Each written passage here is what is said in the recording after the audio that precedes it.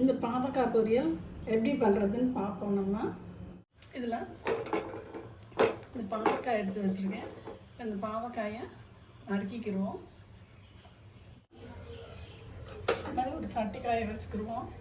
நம்ம இந்த பாவக்காயை நம்ம இப்போ நறுக்கிட்டு வந்துட்டோம். கொஞ்சம் நல்லா தாராளமாக எண்ணெய் ஊற்றி இந்த பாவக்காயை நல்லா வதக்கிக்கிடுவோம். அதாவது குட்டி குட்டி விதையெல்லாம் போட்டுட்டோம், பெரிய பெரிய விதையெல்லாம் கீழே போட்டுட்டோம். இது நல்லா வதங்கட்டும்.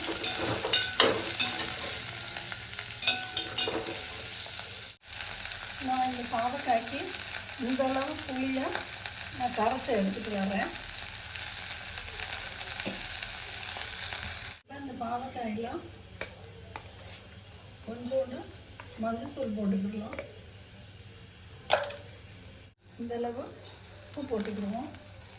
மிளகாய் தூள் இது ஒரு அரை டம்ளர் தண்ணி ஊற்றி வேக வச்சுக்கணும். இப்போ திறந்து பார்ப்போம், வெந்துருச்சாங்க.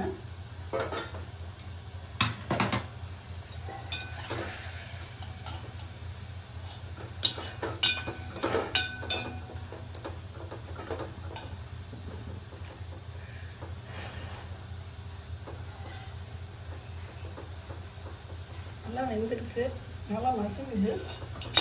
இப்போ நம்ம அந்த புளி தண்ணி கரைச்சி வச்சுருக்கோம்ல, அடுப்பை ஹை பண்ணிவிட்டு இந்த புளி தண்ணியை ஊற்றிடுவோம். கொதிக்கட்டும். இதில் நம்ம வெல்லம் போட்டுக்கிடுவோம். இப்போ நான் எடுத்துகிட்டு வரேன். நல்லா இந்தளவு கொஞ்சம் வெல்லம் போட்டுக்கிடுவோம். கொதிக்கட்டும்.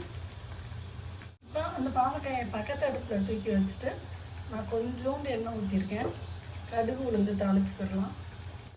இப்போ இதில் கொஞ்சம் உளுந்து போட்டுக்கிறோம். கொஞ்சம் செவக்கட்டும். கடுகை போட்டுக்கிடலாம். வெடிக்கட்டும்.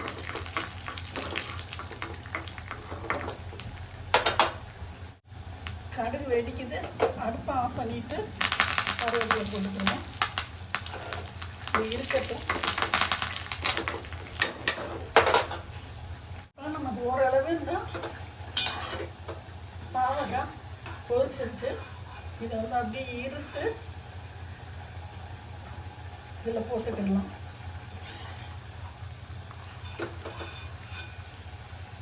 நமக்கு அந்த புளி அந்த இதெல்லாம் தேவையில்லை, அதெல்லாம் விட்டுறலாம். இது வந்து அந்த புளிப்பெல்லாம் இது வந்து இஞ்சிக்கிறோம். அதை ஆஃப் பண்ணிடலாம். எல்லாத்தையும் எடுத்து போட்டுக்கிடுவோம். இப்போ நம்ம தேங்காய் போட்டு கரட்டிக்கிடலாம்.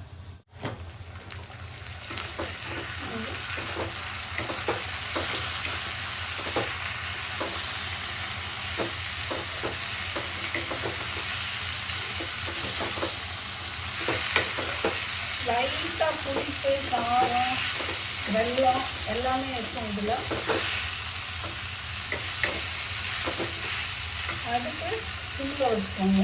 சிம்மில் வச்சு ஒரு 2 வதக்கிட்டு எடுத்து வச்சிடலாம்.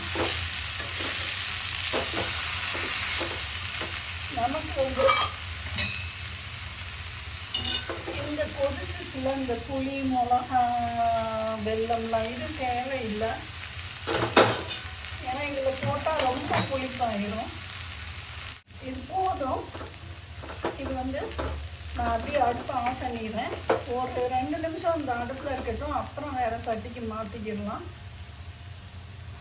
இங்கே பாருங்க, இந்த பாவக்காய் பொரியல் சமயமையாக நமக்கு வந்து பாவக்காய் எப்படி வெந்திருக்குன்னு பாருங்கள். நல்லா வெந்துருச்சு. நம்ம வந்து குக்கர்லாம் வைக்கக்கூடாது. இது வந்து சும்மா அந்த மாதிரி சட்டியில் போட்டு வச்சா தான் அந்த ஒரு திடமான டேஸ்ட் இருக்கும். செம்ம எம்மையாக இருக்கும். ட்ரை பண்ணி பார்த்துட்டு சொல்லுங்கள் ஃப்ரெண்ட்ஸ். பாய்.